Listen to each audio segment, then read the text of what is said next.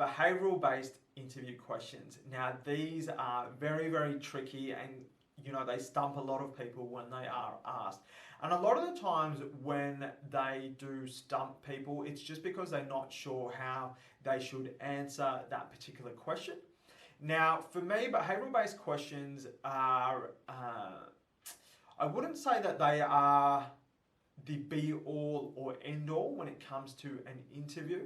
And for me, look, I am not someone that uses them a great deal, but I know that a lot of organizations do. So what I'm going to do in this video is go through some behavioral based questions for you, and we will try and dissect what they're actually trying to ask you.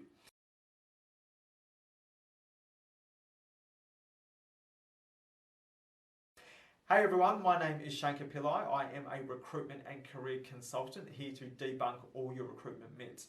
Now, when it comes to behavioural based questions, how important are they when it comes to an interview? I think that they are only important when it's a tricky one. It really is a tricky one.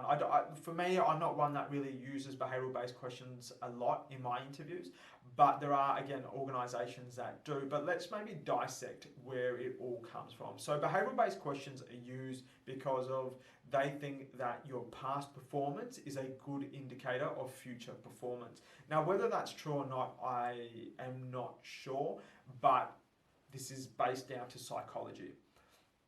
So when it comes to a behavioural based question, so a common one could be, tell me about a time when you've had to resolve a conflict between an idea that you have presented and been shut down by a colleague.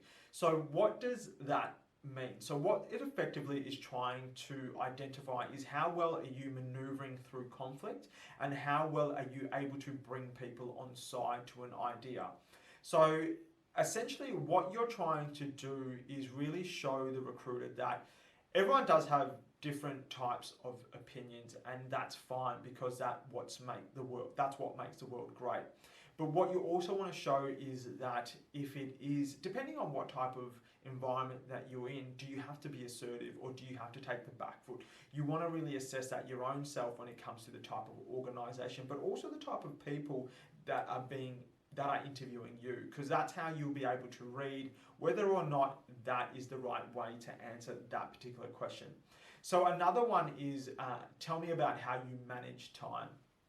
And this is a huge question and constantly asked. So this could be asked whether you're in management position or you're a project manager, or in those types of positions where deadlines are crucial.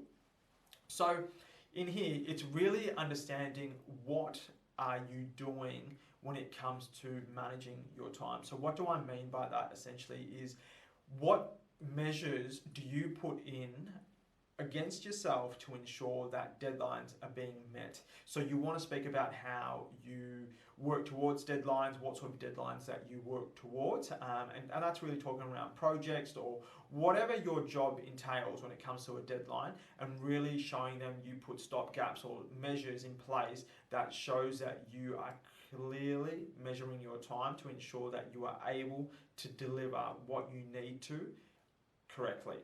So these are some tips that you want to keep in mind. It's not hard to break down a behavioural based question. You don't need to, again, I've said this in other videos, you don't need to use the START methodology, but it's just a great way to frame your flow of thinking. And so you really just want to paint that picture in terms of how you do that. So I hope this has helped. So if you have any questions, just feel free to leave some comments below and I will help you. Ta.